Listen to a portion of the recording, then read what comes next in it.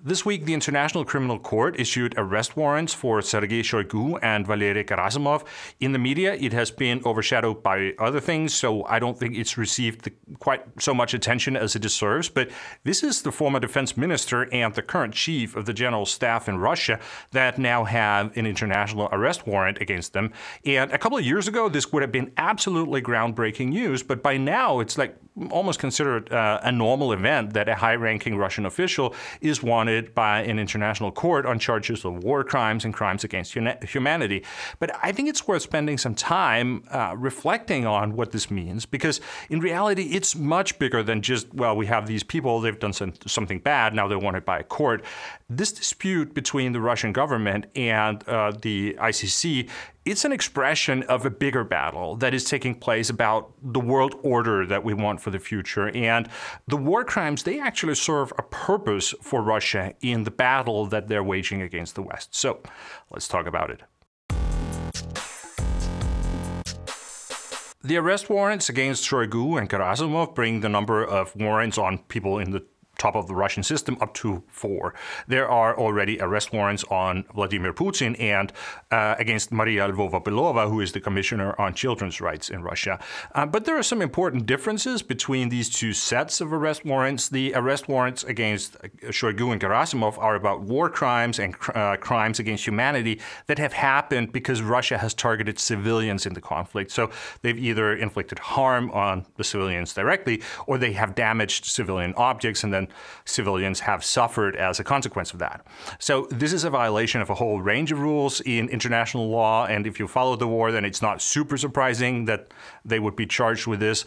Russia has been targeting civilians, and they have been targeting civilian objects, and they have even been bragging about this on Russian state TV.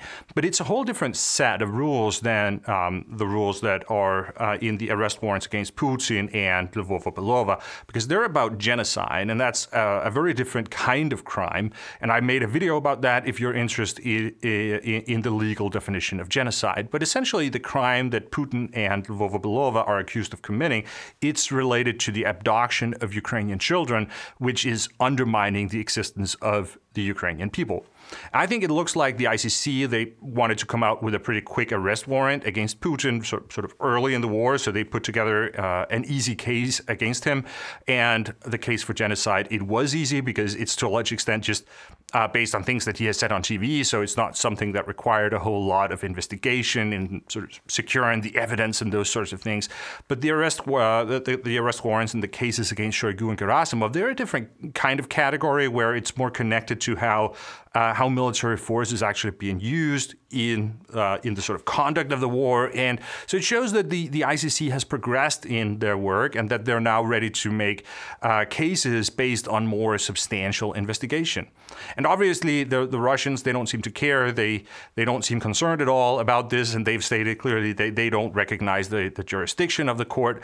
And Russia has also not ratified the Rome Statute, which has established the ICC. But I think it's important to acknowledge that the Russian problem with the ICC is deeper than just that they haven't ratified the statute. Their problem with the court is that essentially the ICC is the ultimate expression of what we sometimes like to call the rules-based international world order.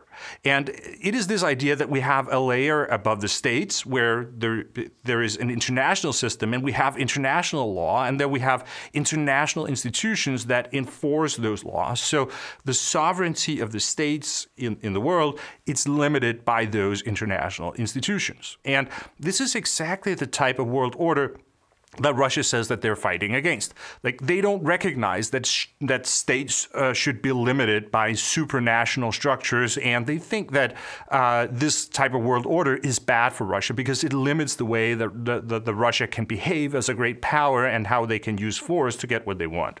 And the world order that Russia wants is one where the great powers make the rules and where then small states have to submit to the great powers. So the rules in the international system are for the small countries, but the great powers are above the rules. And in the Russian discourse, this is typically something that they express when they talk about the concept of sovereignty. When the Russians talk about sovereignty, then they mean something different than when we use that word in the West. The Russians understand sovereignty and a sovereign state as meaning that you can act in the international system without restrictions. And it is only the great powers then that can do that. So it's only the great powers that have real sovereignty. The small states, they all the time have to orient themselves against the great powers, so they're not truly sovereign states.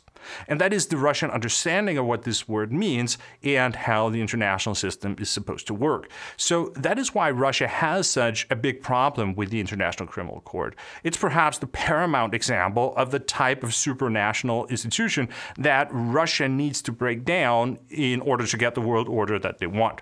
Like, they consider this court to be a part of a plot against Russia to sort of keep Russia down and prevent them from being the great power that they really are. So essentially, it's something that the Americans, the Europeans have invented this as a tool to dominate over the rest of the world. And then when Russia tries to position themselves as the leader of what they like to call the world majority, then that's exactly what they're talking about. They want to unite the countries in the world that don't think that these international structures are good for them. And that means that when we have these conflicts between the Russian government and the International Criminal Court, then it's a mistake to reduce that to being a question of arrest warrants on individual persons in the Russian system, because it's actually an ideological battle. It's a battle where Russia needs this conflict with the International Criminal Court because essentially they need to give the court the middle finger, because that is a way to undermine the authority of this court and to enforce a system where the great powers are above the law.